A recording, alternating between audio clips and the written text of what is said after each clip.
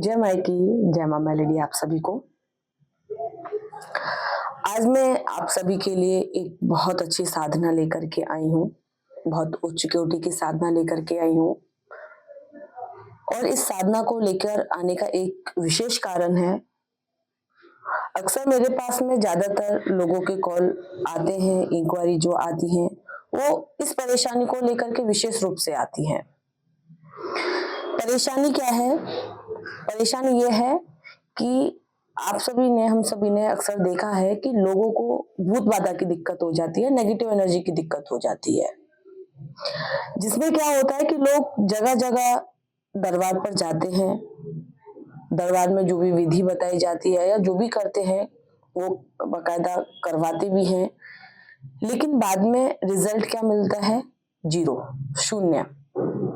किसी भी प्रकार का कोई रिजल्ट उनको नहीं मिलता है, बड़े ही परेशान हो जाते हैं लोग।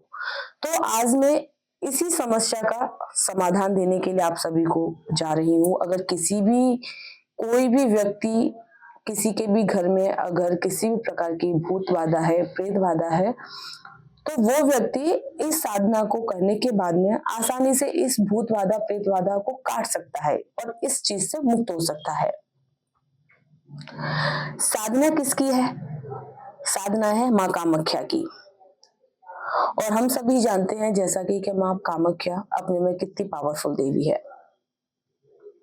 आज मैं आपको माँ कामाख्या की सबसे पावरफुल साधना देने के लिए जा रही हूँ, लेकिन इससे पहले थोड़ी सी हम चर्चा माँ कामाख्या के विषय पर कर लेते हैं। जैसा कि हम सभी जानते हैं कि 52 मंत्रों की सिद्धि प्रदात्री देवी माँ कामाख्या ही है और तंत्र की देवी भी माँ कामाख्या है। माँ कामाख्या एक तरह से देखा जाए तो स्त्री तंत्र की देवी है। सबसे अत्यधिक जो काम करती है वो स्त्री तंत्र में सबसे अधिक माँ कामाख्या ही किया करती है और खुद में एक बहुत बड़ी माया है।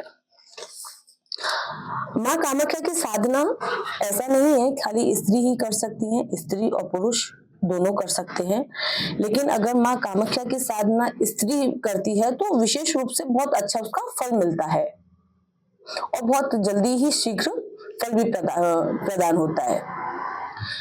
जैसे भगवान विष्णु ने अपने सुदर्शन चक्र से माँ सती के टुकड़े किए थे और आप सभी को पता होगा कि माँ सती के टुकड़े किए जाने का क्या कारण रहा। मुझे इतना कुछ एक्सप्लेन करने की जरूरत नहीं है।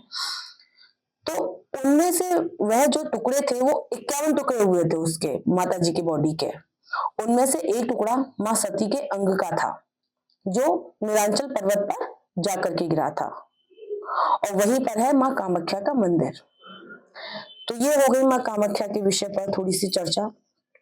अब हम करते हैं मंत्र साधना के विषय पर बात। मंत्र की साधना किसी भी देवी मंदिर में या शिव मंदिर में करनी होगी।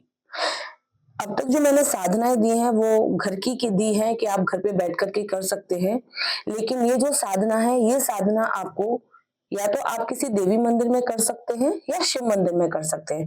इन दोनों में से ही किसी एक जगह पे होगी, ये साधना घर पर नहीं होगी। और इस मंत्र का 11 माला नियमित रूप से आपको जाप भी करना होगा और नियमित रूप से माता जी का आपको हवन भी करना होगा। जो मंत्र आप जाप करेंगे उसी मंत्र से आपको नित्य रूप से 11 दिन तक हवन भी करना पड़ेगा। और एक चीज का विशेष रूप से ध्यान रखें, अक्सर लोग क्या करते हैं कि एक बार साधना करने के बाद में वो समझते हैं कि हमने जिंदगी भर तक के लिए इस मंत्र को पका लिया है, लेकिन ऐसा नहीं होता है। वक्त वक्त पर हमको मंत्र को जगाते रहना चाहिए, जाप करते रहना चाहिए। ऐसा नहीं है कि आपने एक बार कर लिया और आप लाइफ टाइम के लिए फ्री हो गए, ऐसा नहीं है। वक्त वक्त पे जैसे भी समय मिले मंत्र को जगाते रहना चाहिए। साधक इस मंत्र का प्रयोग किसी भी प्रकार की भूत प्रेत जो बाधा होती है उनके लिए आराम से इस्तेमाल कर सकते हैं। काटने में किसी भी प्रकार की कोई समस्या नहीं आएगी। और एक चीज बड़ी अच्छी है इस मंत्र में कि अगर कोई भी रोगी आपके पास में आता है, परेशान है, फिजिकली थोड़ा बहुत अगर शारीरिकली परेशान है, तो अगर वो यह मंत्र पढ़ता है तो माता जी की बड़ी ही विशेष रूप से कृपा होगी उस व्यक्ति पे कि माता जी उसकी बीमारी को सही भी कर देंगी।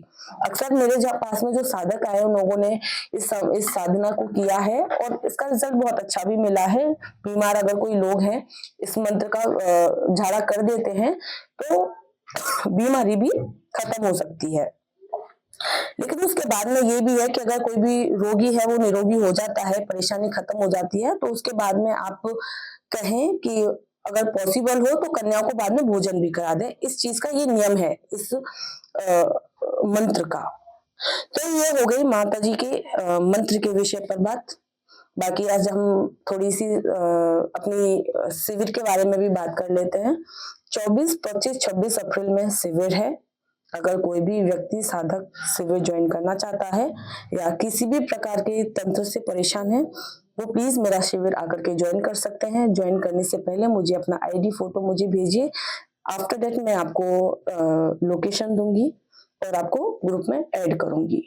तो जो भी व्यक्ति साधक अगर भूत प्रेत बाधा से परेशान है तो आप इस साधना को कर सकते हैं, दूसरों को भी निरोगी कर सकते हैं और अपने भी घर से परेशानियों को खत्म कर सकते हैं। साधना करना चाहते हैं तो मुझे व्हाट्सएप करें, मैं व्हाट्सएप पर आपको विधि दूंगी और मंत्र भी दूंगी। बाकी आगे हम मिलते हैं एक अच्छी साधना के साथ में। जय माई की, जय मां मेलडी आप सभी को।